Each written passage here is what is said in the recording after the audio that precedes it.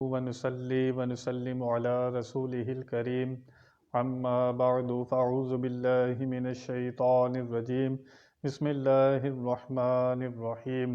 میرے معزز سامعین و ناظرین، السلام علیکم ورحمۃ اللہ وبرکاتہ۔ مسلسل درس قرآن آپ سماعت فرما رہے ہیں۔ گزشتہ آیات میں آپ نے ذکر سنا، اللہ تعالیٰ نے توحید کا بیان فرمایا، توحید کے دلائل مکمل تمام دنیا کے لوگوں کے سامنے بیان کر دیے گئے۔ میرے آقا صلی اللہ تعالیٰ علیہ وسلم قرآن پاک لے کر آئے، اس کی تبلیغ فرمائی، لوگوں کو اسلام کی دعوت دی، لیکن حضور کے سامنے یہود و نصارہ مشرکین عرب نے اسلام کو قبول نہیں کیا۔ بہت سے لوگوں نے، کچھ لوگ اسلام لے آئے اور باقیوں نے اس کو قبول نہیں کیا۔ میرے آقا صلی اللہ تعالیٰ علیہ وسلم دلی طور پر تھوڑا غم کرتے تھے کہ یہ لوگ اس طرح کیوں کرتے ہیں۔ اللہ تعالیٰ نے پچھلے انبیاء کے حالات، ان کی امتوں کے حالات میرے آقا صلی اللہ تعالیٰ علیہ وسلم کو سنانے شروع کیے۔ قرآن پاک میں ان کے حالات موجود ہیں۔ اللہ فرماتا ہے، اے حبیب، یہ تو انبیاء کو ناحق قتل کرتے تھے، ان کی پیروی کرنے کے بجائے یہ انبیاء کو شہید کر دیتے تھے۔ اور ہم آپ کو ایک اور بات بتاتے ہیں کہ اگر یہ قرآن پاک کو نہیں مانتے، آپ کی اطاعت اور فرما برداری نہیں کرتے، تو یہ لوگ، ان کو اگر تورات شریف دی گئی ہے، انہوں نے اس پر بھی عمل نہیں کیا، اس کو بھی بدل دیا، اپنی مرضی سے اس کو مانتے ہیں۔ جو حکم انہیں پسند ہوتا ہے اس کو مانتے ہیں، جو پسند نہیں ہوتا اسے مانتے نہیں ہیں۔ عیسائیوں نے بھی اپنی انجیل میں تحریف کر دی، تو یہ لوگ اللہ تعالیٰ کی کتابوں کو بدلتے ہیں، ان کے احکام پر عمل نہیں کرتے۔ چنانچہ آج جو آیہ مبارکہ ہے اس میں یہی ذکر ہے کہ یہ لوگ تورات شریف کو بھی نہیں مانتے۔ چنانچہ اس آیہ کا شان نزول یہ ہے کہ خیبر کے یہودیوں میں سے ایک امیر ترین شخص تھا، اس نے زنا کیا، جس عورت سے کیا وہ بھی امیر ترین تھی، لیکن یہود کے علماء کو چندہ ملتا تھا، اسی چندے پر وہ پلتے تھے۔ تورات شریف میں لکھا تھا اگر شادی شدہ مرد اور عورت ایسا کام کریں تو انہیں سنسار کر دیا جائے، رجم کرتے ہیں، پتھر مارتے ہیں۔ انہوں نے کہا، ایک یہودی نے، کہ ہم نے سنا ہے کہ حضور پر جو قرآن نازل ہوتا ہے اس میں اس کی سزا 100 کوڑے ہیں، رجم نہیں ہے۔ یہ سارے اہل یہود کے علماء اور لوگ جمع ہوئے اور میرے آقا صلی اللہ تعالیٰ علیہ وسلم کے پاس آ گئے۔ یہود بھی دل سے مانتے تھے کہ یہ اللہ کے نبی ہیں، ورنہ فیصلہ کرانے کہیں اور چلے جاتے، نبی کے پاس کیوں آئے؟ چنانچہ یہ آئے، آنے کے بعد کہا کہ ہم نے سنا ہے کہ اگر زنا ہو جائے تو اس کی سزا قرآن پاک میں 100 کوڑے ہیں۔ حضور نے فرمایا، یہ اس شخص کی سزا ہے جو شادی شدہ نہ ہو، اس کو 100 کوڑے لگائے جائیں، لیکن جو شادی شدہ ہو اس کو تو قرآن پاک نے بھی کہا ہے کہ اسے رجم کیا جائے۔ انہوں نے کہا، جو اہل یہود کے علماء تھے، یہ تو بڑی سخت سزا ہے۔ حضور نے فرمایا، اچھا، اگر قرآن کی سزا کو نہیں مانتے تو تورات شریف لے آؤ، تمہاری کتاب میں بھی لکھا ہے۔ انہوں نے کہا، اس میں لکھا ہے؟ ایسے بن گئے انجان جیسے جانتے نہیں ہیں۔ حضور نے تورات شریف منگوائی۔ جب تورات شریف آ گئی تو ان کے ایک عالم نے تورات کو پڑھنا شروع کیا۔ تورات پڑھتے گئے، جی تورات میں جس آیت میں یہ ذکر آیا وہاں پر ہاتھ رکھ کے آگے چلے گئے۔ انہی میں سے یہ عبداللہ بن سلام، جو یہودیوں کے بہت بڑے عالم تھے، اب ایمان لا چکے تھے، میرے نبی کے غلام بن گئے تھے، تورات شریف کا علم رکھتے تھے۔ جب انہوں نے اس آیت کو چھوڑ کر گئے تو عبداللہ ابن سلام نے کہا، یہ آیت پڑھو نا، کیوں نہیں پڑھتے؟ چھوڑ کے چلے گئے جس میں رجم کا حکم ہے۔ اس پر میرے آقا صلی اللہ تعالی وسلم نے حکم جاری کیا کہ اسے رجم کیا جائے۔ تو وہاں سے انہوں نے باتیں کہ ہم اس فیصلے کو نہیں مانتے، دل سے قبول نہیں کرتے۔ اللہ یہی فرما رہا ہے کہ اے حبیب، اگر یہ قرآن اور صاحب قرآن کو نہیں مانتے، یہ پرانے بدبخت ہیں، ان کے باپ دادوں کا بھی یہی طریقہ تھا جو ان لوگوں کا ہے، یہ اپنے دین کو بھی صحیح طرح نہیں مانتے۔ اگر یہ آپ کے قرآن سے انکار کرتے ہیں، آپ کی پیروی سے انکار کرتے ہیں، اسلام قبول نہیں کرتے، یہ ان کا پرانا طریقہ ہے، آپ ان کا غم نہ کریں۔ چنانچہ اللہ تعالیٰ قرآن میں ارشاد فرماتا ہے أَلَمْ تَرَ إِلَى الَّذِينَ أُوتُوا نَصِيبًا مِنَ الْكِتَابِ، اے حبیب کیا آپ نے نہیں دیکھا وہ لوگ جن کو کتاب کا کچھ حصہ دیا گیا۔ تورات شریف مراد ہے کہ تورات شریف کے کچھ حصے انہیں دیے گئے، باقی فنا ہو گئے۔ یدعون الی کتاب اللہ، جب ان کو بلایا جاتا ہے تورات شریف کی طرف یا قرآن کی طرف، لیحکم بینہم، تاکہ تمہارے درمیان وہ فیصلہ کر دیں۔ اللہ کے نبی موجود ہیں یا یہ کتاب موجود ہے، تمہارے درمیان فیصلہ کر دے۔ ثم یتولی، پھر منہ پھیرتے ہیں، فریق منہم، ایک گروہ ان میں سے، وہم معرضون، اور وہ ہے ہی منہ موڑنے والے۔ جب فیصلہ کرانے آتے ہیں تو مانتے نہیں، اپنی مرضی کا فیصلہ ان کو چاہیے۔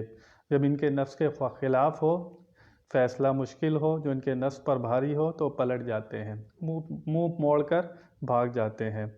اللہ فرماتا ہے یہ ایسا کیوں کرتے ہیں؟ ذَلِكَ بِأَنَّهُمْ قَالُوا لَن تَمَسَّنَا النَّارُ إِلَّا أَيَّامًا مَّعْدُودَاتٍ، یہ اس وجہ سے بے رخی کرتے ہیں، منہ پھیر جاتے ہیں کہ وہ لوگ کہتے ہیں لن تمسنا النار، کہ ہمیں ہرگز نہیں چھوئے گی آگ، الا ایام معدودات، مگر گنتی کے دن۔ وہ کہتے تھے جتنے دن ہمارے بزرگوں نے بچھڑے کی پوجا کی ہے 40 دن، بس ہم اتنے ہی دن عذاب بھگتیں گے، صرف 40 دن، اس سے زیادہ ہمیں عذاب نہیں ہوگا۔ یہودی یہ کہتے ہیں کہ ہم پیغمبروں کی اولاد ہیں، بنی اسرائیل میں بہت زیادہ انبیاء ہے، ہم بزرگوں کی اولاد ہیں، جو چاہے کریں، ہمیں صرف 40 دن عذاب ہوگا، اس سے زیادہ نہیں ہوگا۔ عیسائی یہ کہتے ہیں کہ حضرت عیسیٰ علیہ السلام ہماری طرف سے سولی کھا گئے، صلیب دیا گیا انہیں، تو وہ ہمارے سب کے گناہوں کا کفارہ ہو گیا، ہم دوزخ میں نہیں جائیں گے۔ یہودی بھی غلط بات کرتے ہیں اپنے دین کے بارے میں، عیسائی بھی غلط عقیدہ رکھتے ہیں۔ اللہ فرماتا ہے وَغَرَّهُمْ فِي دِينِهِمْ مَا كَانُوا يَفْتَرُونَ، یہ ان کی خام خیالی، یہ ان کے خیالات ہیں جنہوں نے ان کو دھوکے میں ڈالا ہوا ہے کہ ہم پیغمبروں کی اولاد ہیں، جو چاہے کریں، تو رات کو مانیں نہیں مانیں، اپنے نبیوں کی صحیح تعلیم پر عمل کریں یا نہیں کریں، ہم تو صرف 40 دن ہمیں عذاب ہوگا، ہم تو جنت میں جانے والے ہیں۔ عیسائی عیسیٰ علیہ السلام کے بارے میں کہتے ہیں وہ ہماری طرف سے سولی کھا گئے، اب ہم جو چاہے کریں۔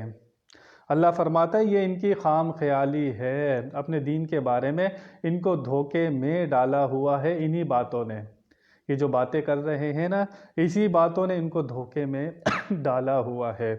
اب ہوگا کیا؟ فَكَيْفَ إِذَا جَمَعْنَاهُمْ لِيَوْمٍ لَا رَيْبَ فِيهِ، تو کیا حال ہوگا جب ہم جمع کریں گے تمہیں، جب یہ سارے قیامت کے دن جمع کیے جائیں گے، لِيَوْمٍ لَا رَيْبَ فِيهِ، اس دن میں جس میں کوئی شک نہیں ہے، جب تم سب اللہ تعالیٰ کے سامنے حاضر ہوگے، مشرکین مکہ، یہود و نصارہ، آج جو تم غلط باتیں کرتے ہو انبیاء کے بارے میں، انبیاء کو شہید کیا، کل تمہیں رب کے سامنے حاضر ہونا ہے۔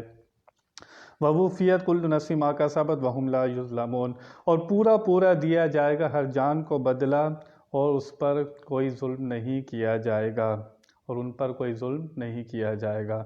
دنیا میں اچھے عقیدے رکھے، انبیاء کی بات کو مانا، ان کی پیروی کی، نیکیاں کرتے رہے، تو تمہیں جزا ملے گی۔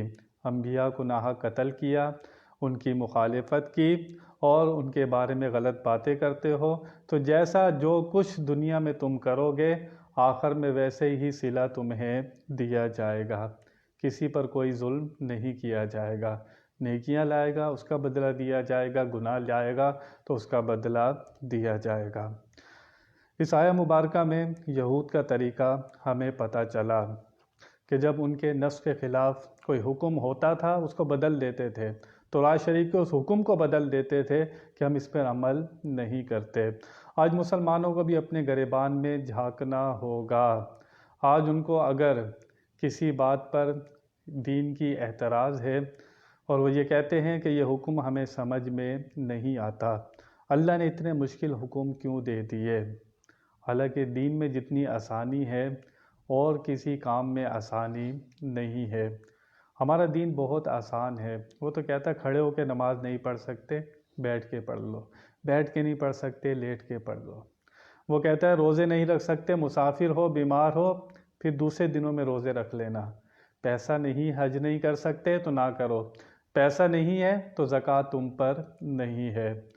یہ دین تو بہت آسان دین ہے ہمارا، لیکن آج اگر کوئی اس پر اعتراض کرتا ہے، وہ دل میں تنگی محسوس کرتا ہے۔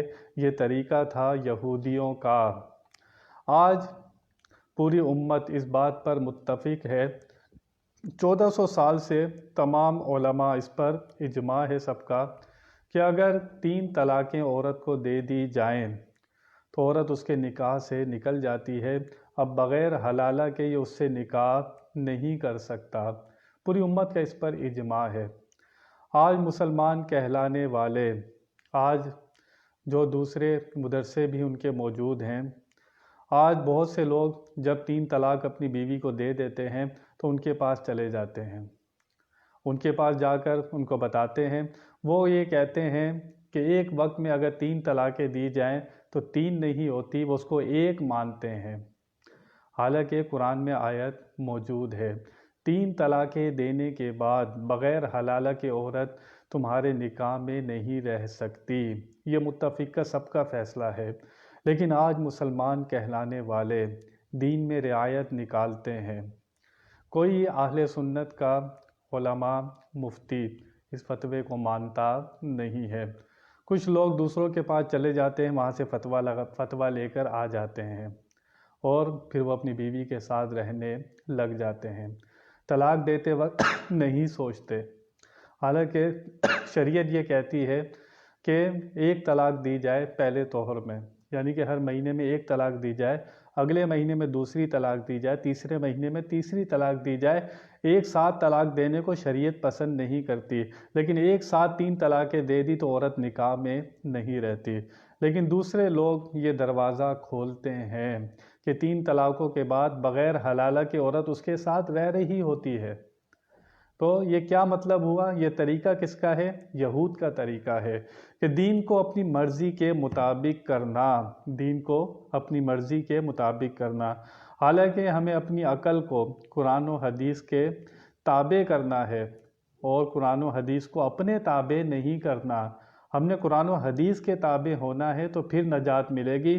اگر ہم یہ کہیں گے یہ حکم کیسا ہے، یہ حکم میرے سمجھ میں نہیں آتا، میرے نفس پر بھاری ہے، تو یہ باتیں اہل یہود کیا کرتے تھے، یہ ایمان والے کا طریقہ نہیں ہے۔ ایمان والا یہی کہتا ہے جو کچھ میرے رب نے، اس کے رسول نے بتا دیا، سب کچھ حق ہے، سب کچھ سچ ہے، میں دل و جان پر اس پر عمل کرتا ہوں۔ یہ ایمان والے کا طریقہ ہوتا ہے۔ جو دین کے اندر آسانی چاہتا ہے کہ میری مرضی کے مطابق مجھے فتویٰ مل جائے، میری مرضی کے مطابق دین میری مرضی پر آ جائے، تو وہ غلطی پر ہے۔